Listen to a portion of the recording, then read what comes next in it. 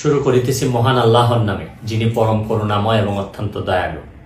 আপনারা যারা আমার ফ্যান ফলোয়ার আছেন, বিভিন্ন সময় বিভিন্নভাবে আমার উপর কষ্ট পেয়েছেন, তাদের উদ্দেশ্যে একজন সাবেক এমপি হিসাবে আমি দুটি কথা বলতে চাই।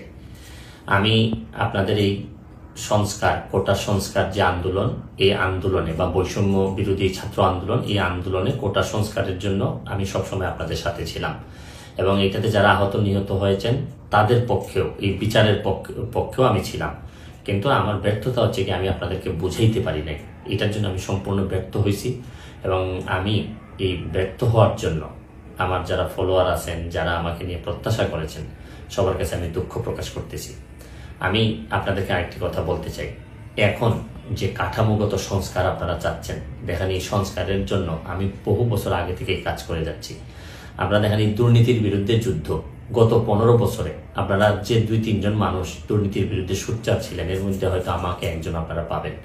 আপনারা জানেন যে আমি এস আলমের বিরুদ্ধে নিজে বাদী হয়ে মামলা করছি টাকা পাচারের জন্য। আপনারা জানেন যে আওয়ামী লীগের বর্তমান কমিটির যিনি প্রচার সম্পাদক আব্দুস সুবহান গোলাপ, তার আমেরিকাতে 9 বাড়ি থাকা নিয়ে আমি নিজে বাদী হয়ে মামলা করছি। আমি পুলিশের সাবেক আইজিপি বেনজিরের বিরুদ্ধে নিজে বাদী হয়ে দুদকে মামলা করছি। মহান সংসদে আমি তার বিরুদ্ধে বক্তব্য দিছি। মতিউর যে কর কমিশনার মতিউরের বিরুদ্ধে আমি মামলা করছি। আমি সালাম মুর্শিদির বাড়ির নিয়ে মামলা করছি। আমি সালাউদ্দিন, কাজী সালাউদ্দিন যে ফুটবলের দুর্নীতি নিয়ে আমি কথা বলছি। ওসি মুয়াজ্জেমের বিরুদ্ধে আমি নিজে মামলা করছি, করে তার 8 বছরের সাজা হয়েছে ডিজিটাল নিরাপত্তা আইনে। আপনারা জানেন যে জীবনে যত ঝুঁকি ছিল, আপনারা জানেন যে এই কোটা আন্দোলন শুরু হওয়ার 2 সপ্তাহ আগে আমি প্রেস কনফারেন্স করে বলতে বাধ্য হয়েছি, আমি জিডি করছি যে আমার জীবনের উপর হুমকি আছে এইসব দুর্নীতির বিরুদ্ধে প্রতিবাদ করতে গিয়ে। সুতরাং আমি এই যুদ্ধে সবসময় চেষ্টা করছি।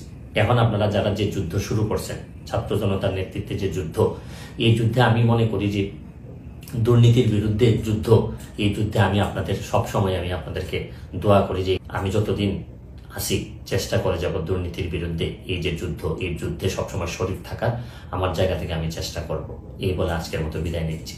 ভালো থাকুক আমার বাংলাদেশ, ভালো থাকুন সবাই।